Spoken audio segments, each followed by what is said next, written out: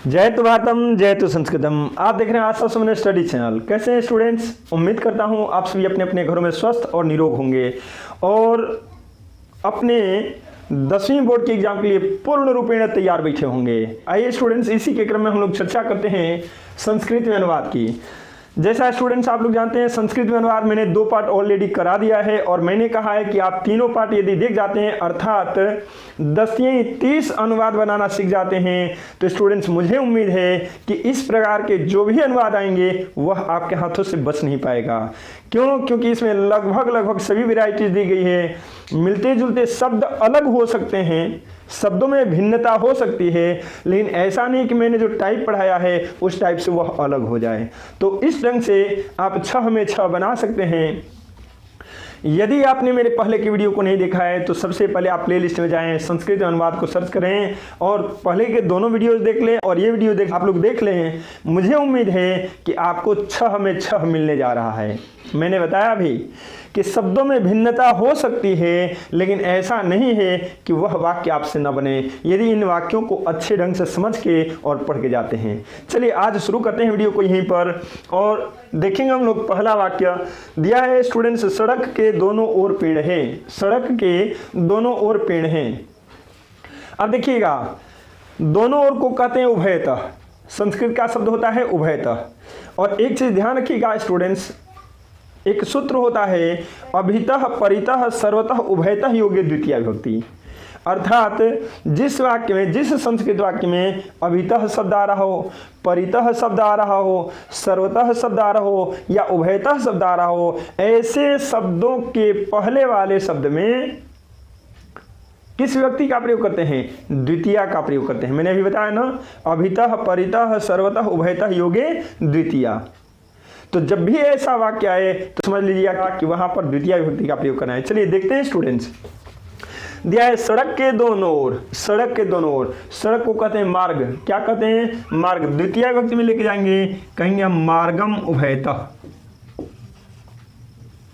मार्गम उभयतः। पेड़ हैं, एक पेड़ की चर्चा नहीं है, 2 पेड़ की चर्चा नहीं है, बहुत सारे पेड़ हैं, तो वृक्षाः शब्द लिखेंगे। क्या लिखेंगे? वृक्षा लिखेंगे स्टूडेंट्स। वृक्षाः सन्ति। अब यहीं पर आप लोग गड़बड़ क्या करेंगे? तुरंत आपके ध्यान में आएगा कि यह तो के है। अरे के सर ने पढ़ाया था, सर जी ने बताया था कि संबंध कारक का चिन्ह होता है का के की। यहाँ पर कौन सा संबंध? सड़क के दोनों ओर, दोनों ओर से सड़क का क्या संबंध? नहीं, यहाँ पर संबंध नहीं है। और तब इसके लिए सूत्र का प्रयोग करेंगे, जिस सूत्र को मैंने बताया। तो ध्यान रहे, यह आपके वैकल्पिक में पूछ सकता है कि जिस वाक्य में उभयतः शब्द आ रहा हो उसमें किस विभक्ति का प्रयोग करेंगे। आपका जवाब होना चाहिए द्वितीय विभक्ति। और मैंने पहले बताया है करने के लिए 30 वाक्य दिए गए हैं, लेकिन 30 के हिसाब से मैं लगभग 50 अनुवाद 60 अनुवाद की तैयारी करा रहा हूं। और आपके जो भी वैकल्पिक प्रश्न है ना, उनमें से 5, 10, 15 की मैं तैयारी करा रहा हूं। मैंने अभी बताया ना कि मान लीजिए पूछ दे कि जिस वाक्य में उभयतः शब्द आ रहा हो उसमें किस विभक्ति का प्रयोग करेंगे, आपका जवाब होना चाहिए द्वितीय। तो यह आप याद रखेंगे, तभी जाके संभव है बता पाना और टिक आउट कर पाना, मार्क्स अर्जित कर पाना। ठीक है स्टूडेंट्स, दूसरा देखेंगे हम लोग। संतोष उत्तम सुख है। अरे वाह, कहा जाता है संतोषं परमम सुखम। बस वही संस्कृत का वाक्य बोलते हैं आप लोग और उसी को तो लिखना है। संतोष उत्तम सुख है तो क्या लिखेंगे हम? संतोषं परमं सुखम।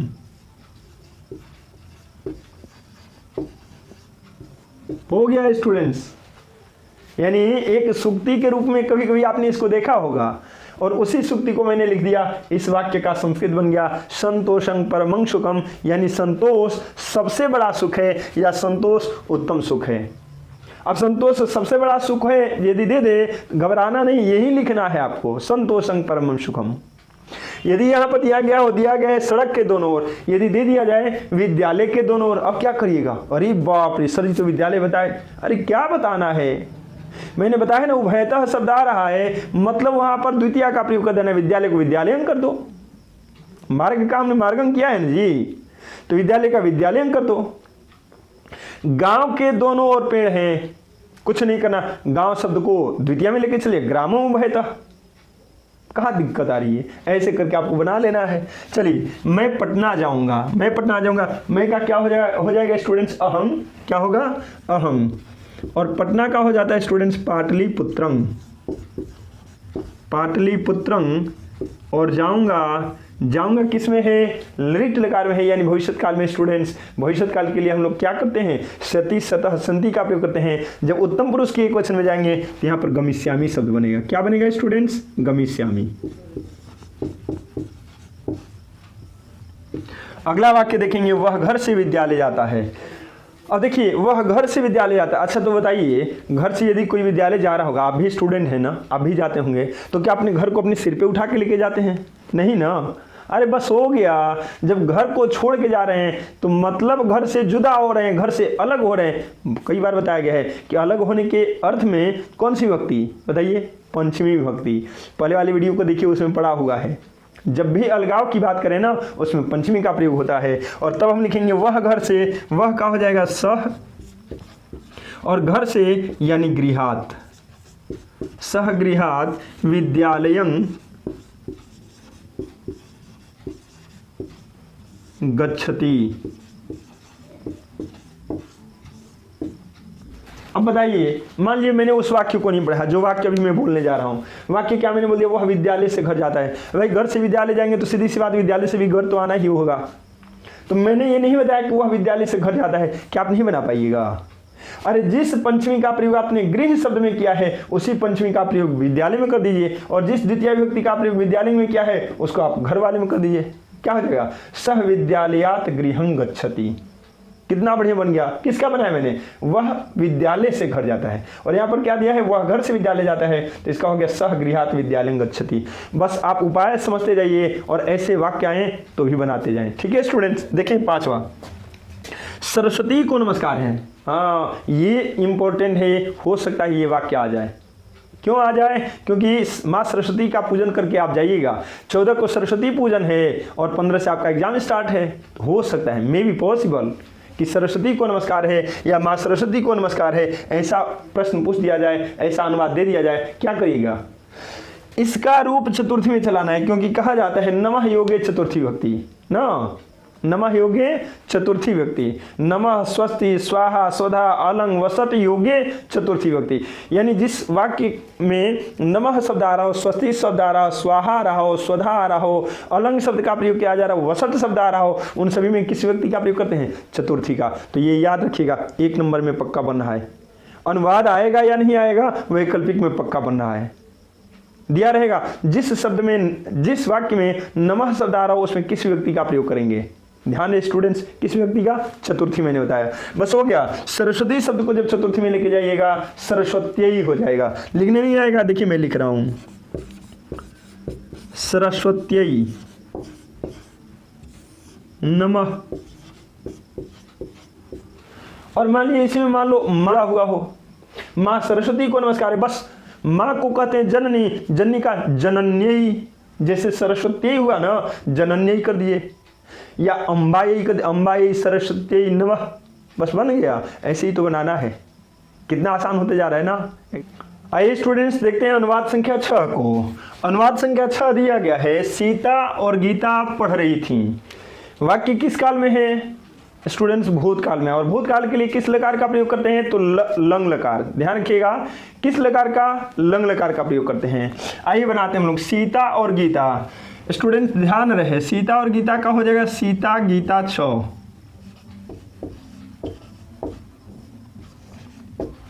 हालांकि एक चीज और बता दूं मैं, यदि आप सीता 6 गीता भी लिखते हैं ना, तो उसके लिए मार्क्स आपके नहीं कटने वाले। लेकिन सही सही होता है, गलत गलत होता है। गलत तो वो भी नहीं है, लेकिन अपेक्षाकृत सबसे सही ये वाली लाइन है, सीता गीता 6। 6 का प्रयोग बाद में किया जाता है। पढ़ रही थी, पढ़ रही थी। ध्यान रखिएगा स्टूडेंट्स, ये वाक्य द्विवचन में, किस वचन में, द्विवचन में। तो द्विवचन में तो रूप चलाते हैं, अपठत अपठताम अपठन ना, तो किसका प्रयोग करेंगे, चूंकि ये द्विवचन में है तो द्विवचन वाले अपठताम शब्द का प्रयोग करेंगे। यहां पर क्या हो जाएगा, अपठताम। सीता गीता 6 अपठताम। कोई दिक्कत, आगे देखिए। पेड़ से पत्ते गिरते हैं। लीजिए फिर से एक वाक्य आ गया।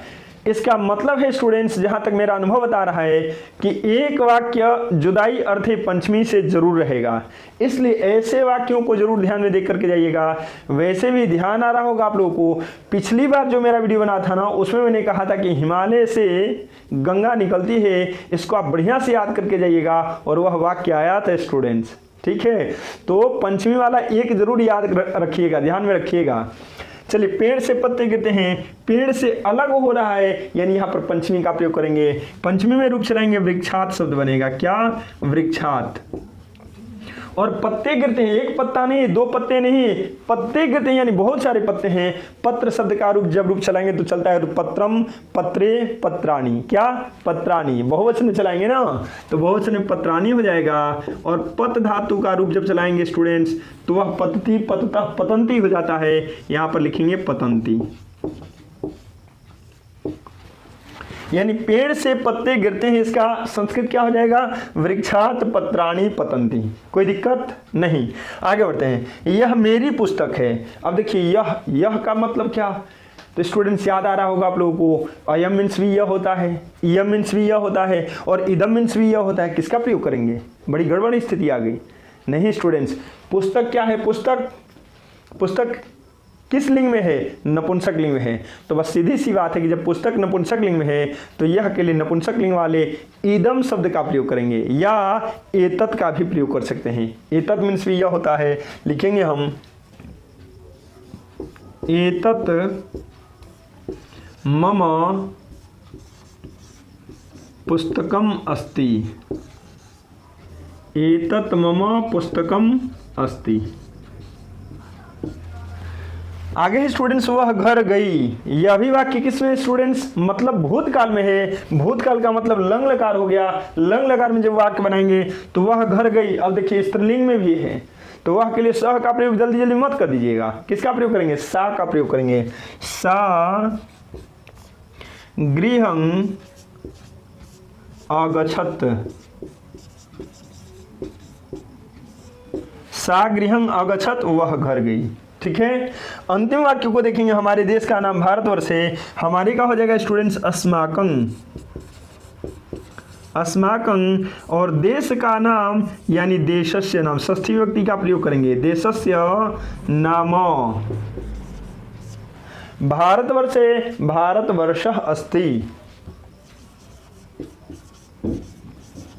भारतवर्षः अस्ति।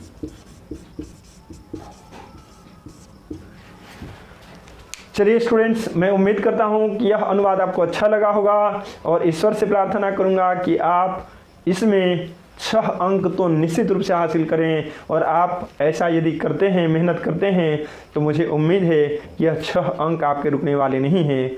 लेता हूं आपसे विदा, दीजिए अनुमति। फिर बहुत जल्द उपस्थित होंगे एक अगले शानदार वीडियो को लेकर के, जो आपके लिए होगा बहुत ही प्रभावी। इसलिए उसको मिस नहीं करेंगे, इसको तो बढ़िया से याद करेंगे। अगले वीडियो का भी आप इंतजार करेंगे। ठीक है स्टूडेंट्स, बाय दोस्तों।